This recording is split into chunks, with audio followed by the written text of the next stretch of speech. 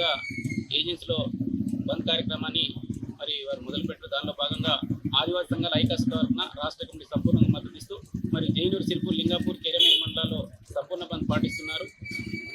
ఎందుకంటే ఆదివాసీల భారత రాజ్యాంగమైనటువంటి చట్టాలను ఇప్పుడున్నటువంటి కేంద్ర రాష్ట్ర ప్రభుత్వం కాలరాస్తున్న తరుణంలో మా హక్కులు మాకు కావాలి, ఏజెన్సీలో ఐటీడీ ద్వారా మెగా డిఎస్సీ పెట్టాలనేసి, జీవన మధ్యని అమలు చేయాలనేసి, అదేవిధంగా వలసల బడిలను ఎస్టీఎంను తొలగిస్తూ మరి ఏజెన్సీ ప్రాంతంలో ఉన్నటువంటి 170 కేసీఆర్ చట్టాల ప్రకటన అమలు చేస్తూ ఇతర వలసలు పెరుగుతున్నాయి. కాబట్టి ఏజెన్సీలో వలసలు రాకుండా ప్రభుత్వాలు కేంద్ర రాష్ట్రం ప్రత్యేకంగా మరి చర్యలు తీసుకోవాలని కోరుతూ మరి బంద్ పాటించడం జరిగింది. సహకరించినటువంటి వ్యాపారస్తులకు అందరికీ కూడా, తర్వాత ప్రైవేట్ సంస్థల, పాఠశాలలు, కళాశాలల వారికి, కరస్పాండెంట్లకు ప్రత్యేక ధన్యవాదాలు చేస్తూ, ముఖ్యంగా రాజ్యాంగాన్ని పూని చేస్తున్న తరుణంలో మరి ఏజెన్సీ బంద్కు పిలుపునివ్వడం జరిగింది. దీనిలో భాగంగా ఖచ్చితంగా మా హక్కులు మాకు వచ్చే వరకు కుమరం భీము పోరాటాన్ని స్ఫూర్తి తీసుకొని మరో పోరాటానికి ఆదివాసులు ఐక్యం అయినాం.